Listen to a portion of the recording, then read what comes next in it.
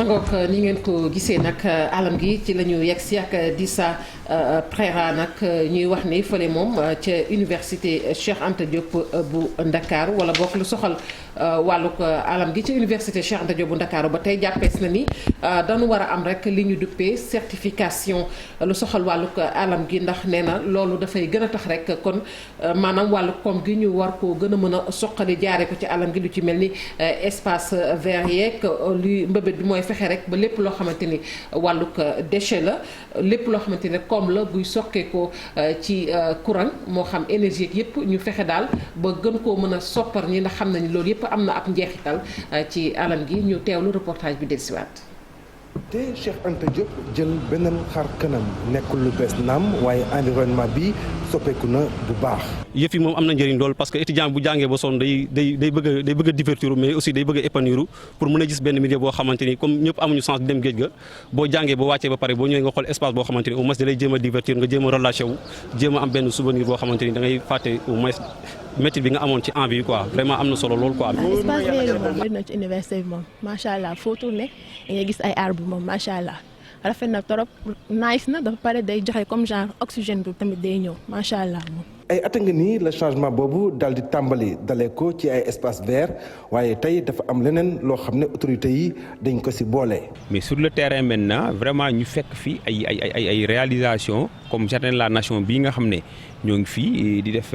échange bi ñuy def nii mais aussi un peu partout dans le campus vraiment am na lu bëri lu ñu fa def. devanture pavillon yi aussi vraiment nit ñi defaat nañ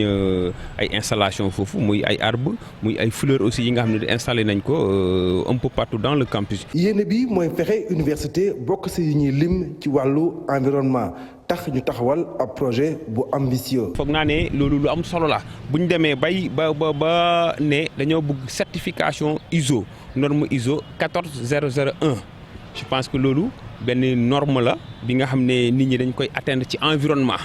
amaana espace vert moo ci gën a am solo mais dina am gestion énergie parce que aussi il faut ñu wàññi lu ñuy consommer énergie mais aussi bépp lu fi mbalit nekk ci université bi aussi il faut ñu wàññi volume bi muy ordure mais aussi xool nañ lañ ko mën a transformer mu amal njëriñ nit ñi. góorgóorlu gën koo yokk ndax étudiants yi dañoo bëri day gën a am solo quoi wax dëgg yàlla day gën a am solo quoi mais ñu ngi góorgóorlu nag. Mahamad Gandhi nekk ca Kigali Pretoria tamit nekk ca Afrique du Sud yooyu université seen avancement ci wàllu promotion de l'environnement tax ñu am ay certification Cheikh Anta Diop moom tànk yooyu la bëgg a topp. ma ngoog alam gi la ñu doon waxtaanee wàllug certification ñeel nag lu bare bari xam naa Dissa dina ko faram-fàcce. mooy lan. reconnaissance la Chérif certification boo ko déggee mooy reconnaissance officielle. boo xam ne ça respecte ay normes ñooy tax nga am ISO boobu mais ci wàllu environnement certification bi c'est ISO 14001. loolu nag yombut am parce que nekkul da ngay jël ñeenti garab samp def ay gazon rek ne dama bëgg certification dafa am da ngay dem au-delà de ça parce que suñuy wax certification dafa laaj c'est vrai nga environnement extérieur bi nga am espace vert et tout mais nga dem par exemple ci wàllu économie d'énergie nga dem ci wàllu transformation des déchets nga yooyu yëpp dafa bokk ci wàllu propreté également et puis dans un temps soutenu c'est pas nekkul loo xam ne da nga koy def en 1 mois 2 mois 3 mois rek ñun la bon voilà tu es certifié ISO 14001 non il faut 1 an 2 ans 3 ans ba ñu xam ne que en 3 ans tu as respecté les normes minimum 3 ans respecté nga normes yi nga xam ne mooy tax ñu mën a wax université bi quand même voilà mérité na tey ñu jox ko certification ISO 14001. espace yu bëri maanaam ay kër yu bëri dañuy parfois di am di fësal seen certification yan avantage la ISO bi am. voilà certification bi d'abord comme ni ma ko waxee c'est norme la et c'est une démarche démarche la doo xëy nii rek dafa am yoon way topp li ci am importance mooy li ci gën a am importance mooy dafa bokk ci li nga xam ne dafay wàññi ay coûts d'exploitation parce que boo demee tey ba nga xam ne déchets yi da nga koy mën transformer ko def ko en énergie li ngay fay courant dina wàññeeku bu fekkee da nga daan ndox bi par exemple exemple bu fekkee da nga daan utiliser 1000 litres d'eau par exemple par semaine nga fexe ba nga xam ne que au moins ndox bi ngay utiliser foofu dina ci am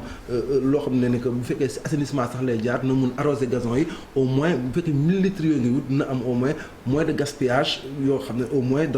ci wàllu ndox mi donc mu dem également ci wàllu production déchets même production déchets bi comme wax na sànq production déchets bi c'est vrai on produit des déchets mais on a besoin également de pouvoir les transformer autant def ko énergie mais autant également def ko ay fumée ay affaires yoo nga xam ne que peut-être mën na ñëwaat voilà mën na ñëwaat jox espace vert bi plus de beauté plus de verdure plus de yanjaay comme ni ko mën nga waxee mais en quelque sorte mën nañu jàpp ne système de management la environnemental bu nga xam ne dafay identifier di gérer di surveiller ak maîtriser li ñuy wax mooy question environnementale yi donc système de management la démarche la donc c'est important nag tey aujourd'hui université bu mel ni Cheikh Anta Diop taxaw ci lu mel nii parce que quand même am na ay université yoo xam ne ci Afrique am na ko naam amul Afrique de l'Ouest mais boo demee université bu Mahatma Gandhi bu Kigali voilà boobu c'est certifié ISO boo demee université bu Pretoria également ci Afrique du Sud également c'est une université boo xam ne c'est certifié ISO 14001.